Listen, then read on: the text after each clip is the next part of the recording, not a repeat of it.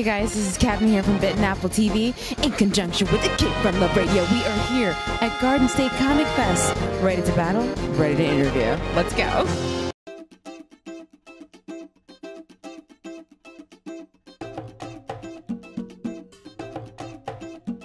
Hey guys, this is Cadma here from Bitten Apple TV in conjunction with It Came From the Radio. Now guys, we are here at Garden State Comic Fest. Now here's the story behind this. This particular booth I saw at BookCon and I was not able to snatch the interview that I wanted. So of course I see him here and I had to interview him just so you guys can find a little bit more about Purgatory's Freedom, as well as Dark Sentinels. We're here with Abdullah, and I wanted to tell my viewers a little bit more about your book.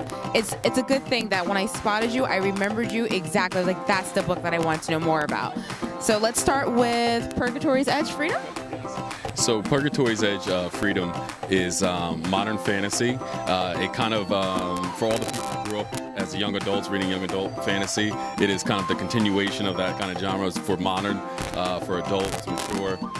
It's a reimagination of the Grim Reaper and the role they play in the fantasy universe. In this universe, the Grim Reaper protects humans from vampires, werewolves, demons, and other immortal creatures. So this is a story about a guy named Edgar Roman, and his job is he's becoming a Grim Reaper. So right now he's kind of like the Padawan version of the Grim Reaper. He's training, he's learning the ropes, and he's just about to cross over that threshold. And this, without giving away too much, this is kind of like the story of where he's at now.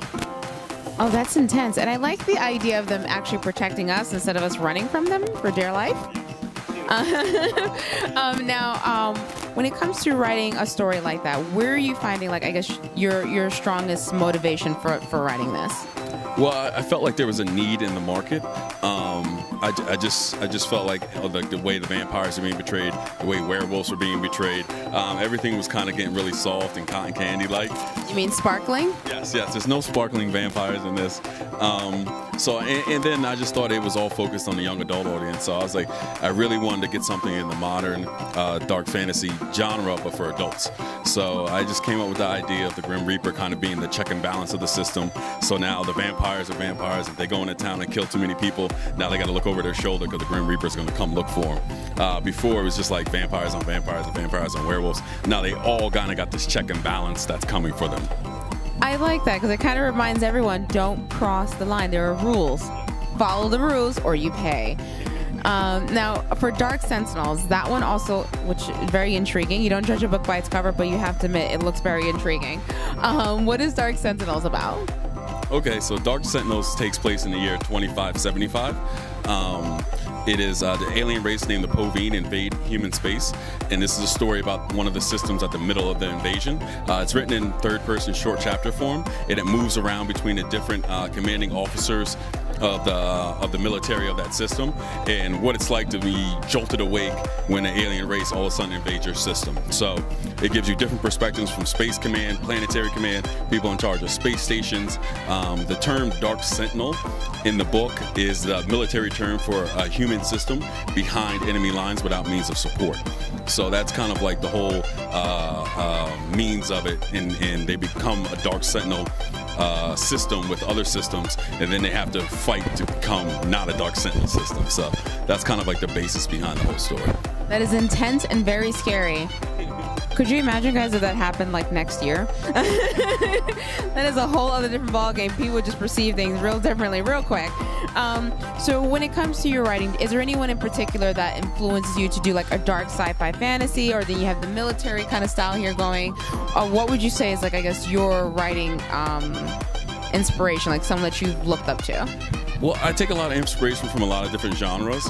I grew up in the age, I guess, when like multi-genre stuff was out there.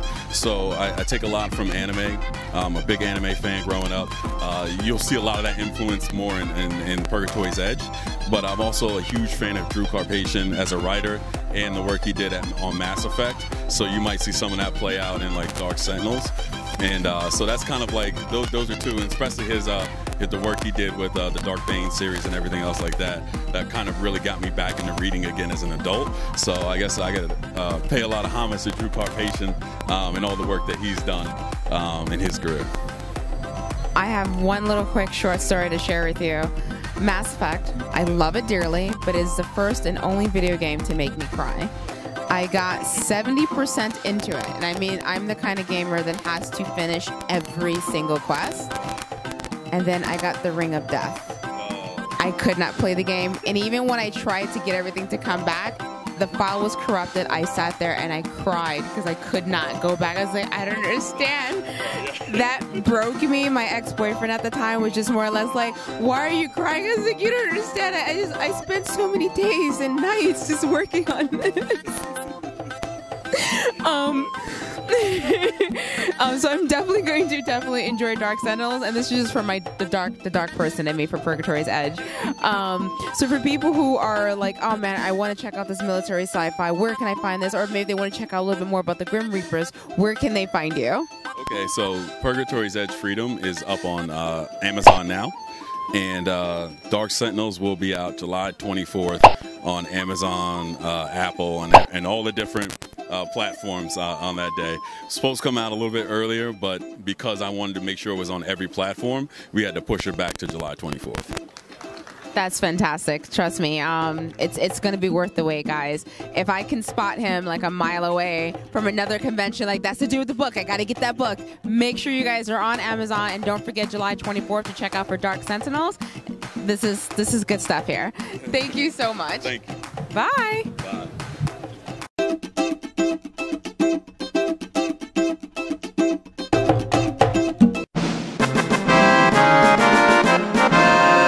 Victory. Thank you guys so much for watching, and I hope you guys enjoyed the show, enjoyed the interviews, and getting to know our local comic books. There's so much that we can do. Don't get me wrong, we all love Marvel, we all love DC, but I want to find more. I want to find more. Thank you guys so much for tuning in. Be sure to give me a clicking the thumbs up, as well as clicking the button down there to subscribe. Just do it right now. I mean, the button is blinking, it's winking at you. It's like, baby, you want more. And you do. Bye.